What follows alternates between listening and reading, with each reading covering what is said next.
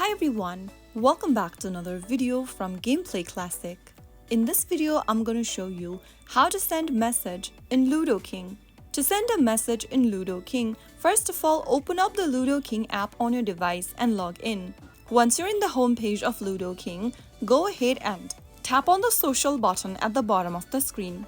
Select one of the contacts you'd like to send the message to and tap on their name. After you do that, you'll end up in this chat screen. Go to the bottom of the screen and get to write a message box. Type down your message in the text box and then you will be able to send the message to the person. You can also send emojis by tapping on the little emoji icon at the bottom left of your chat box.